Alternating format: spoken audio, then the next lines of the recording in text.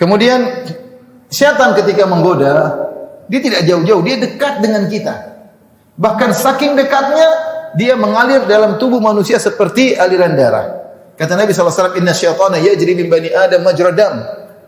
Sungguhnya syaitan mengalir dalam tubuh manusia seperti aliran apa? Darah. Subhanallah, dia masuk, bukan musuh jauh. Bukan musuh dalam selimut lagi. Musuh dalam daging.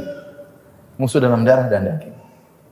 Entah bagaimana dia mengalir, tapi yang jelas dia mengalir dalam tubuh manusia seperti aliran darah. Bahkan Nabi berkata, "Ma minkum min ahadin illa waqad wukkila bihi qarinuhu minal jin." Tidak seorang pun dari kalian kecuali telah diutus untuknya qarin, pendampingi dari golongan jin. Jin ada sama kita, ya.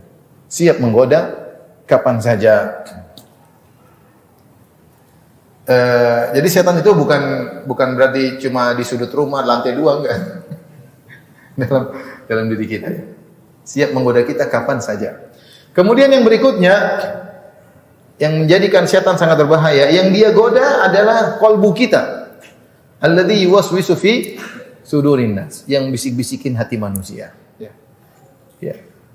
Dia tidak menggoda dengan bisik-bisiknya. Enggak.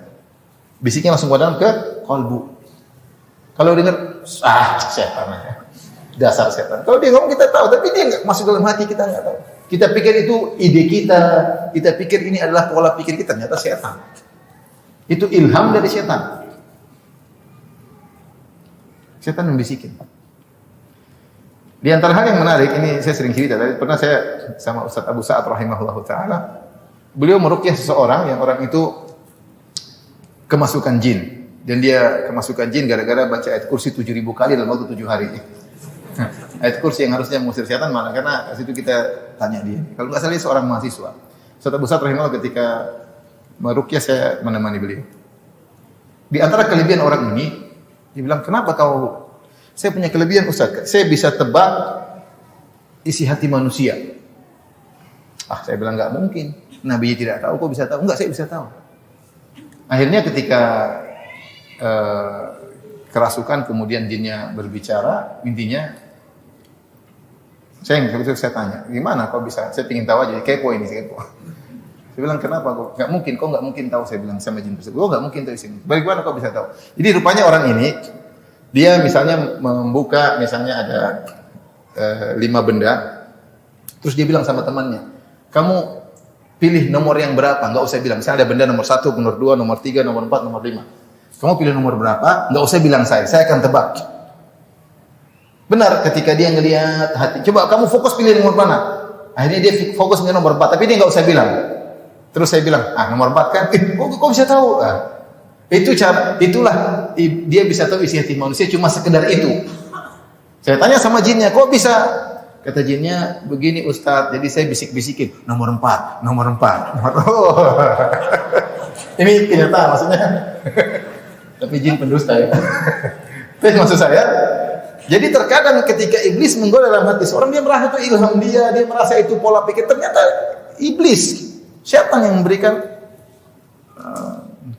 bisikan-bisikan tersebut. Saya pernah ketemu dengan seorang, dia selalu digoda, dia dalam dirinya ada jin Nasrani. Kemudian selalu dia bilang, Ustaz, saya dibisik-bisikin tentang agama Nasrani, bahwasanya Nasrani itu benar, Trinitas itu adalah tauhid, dibisikin terus.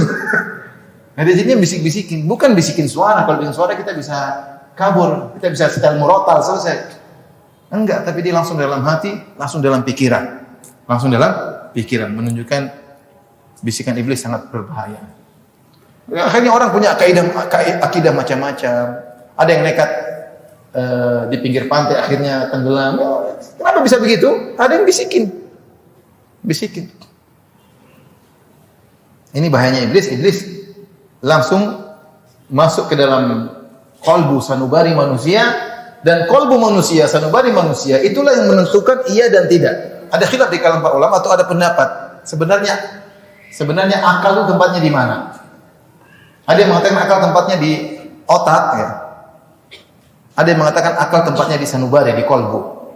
Yang benar bahwasanya akal letaknya di qalbu. Data untuk mengolah, berpikir benar itu di otak, tapi yang iya atau tidak mengambil keputusan adalah apa? qalbu. Paham? Otak ini untuk data, tapi untuk iya atau tidak, lakukan atau tidak, maju atau mundur, yang menentukan adalah qalbu. Nah, inilah yang dibisikkan oleh iblis.